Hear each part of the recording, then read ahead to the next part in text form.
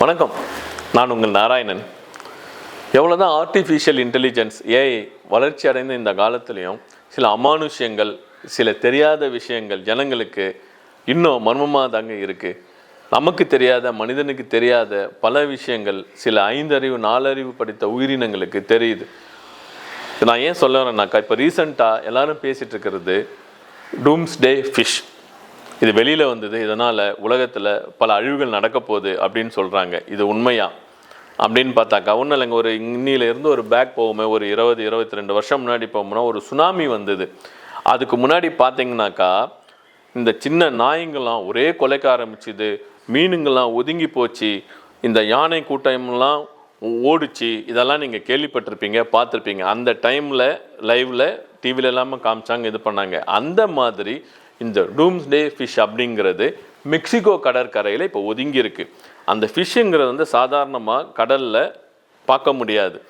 ஒளி ஊடுருவக்கூட முடியாத ஒரு இடத்துல, அதாவது 1000 மீட்டருக்கும் மேல், அதாவது 3300 அடிக்கு கீழே தான் அந்த ஃபிஷ் இருக்கும். ஒளிங்கிறதே தெரியாது. அந்த ஒரு இருட்டில் வாழற ஒரு ஃபிஷ்ஷு இப்போ மெக்சிகோ நாட்டில் வெளியில் கடற்கரையில் வந்து செத்து கிடக்குது. இதை எல்லாரும் பார்க்குறாங்க. அது வந்து ரொம்ப அழகாக இருக்கும். ஜப்பானில் இந்த மீன் என்ன சொல்லுவாங்கனாக்கா கடவுளின் தூதுவன் அப்படின்றது சொல்கிறாங்க. ஏன்னாக்கா அவங்க இருக்கிறது வந்து அந்த ஒரு தீவில் இருக்கிறவங்க, கடல் உள்ள தான் அவங்க கடல் ராஜா எல்லாமே வாழறாங்கன்றது அவங்களுடைய ஒரு நம்பிக்கை. இது டிராகன் ஃபிஷ். இது வந்து கடவுளின் சில மெசேஜஸை கொண்டு வருது அப்படின்றது அவங்களுடைய ஒரு கணிப்பாக இருக்குது. சரி, இப்போ மெக்சிகோவுக்கு வருவோம்.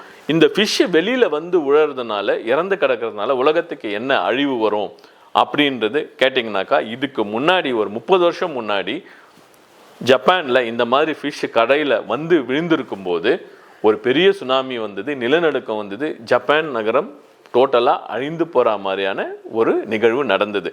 அதனால் இப்போ மெக்சிகோவில் இதை கண்டுபிடிச்சி இருக்கிறதுனால எல்லாரும் பயப்படுறாங்க. இந்த மாதிரி ஆகுமா ஆகாதா அப்படிங்கிறது நமக்கு தெரியாது.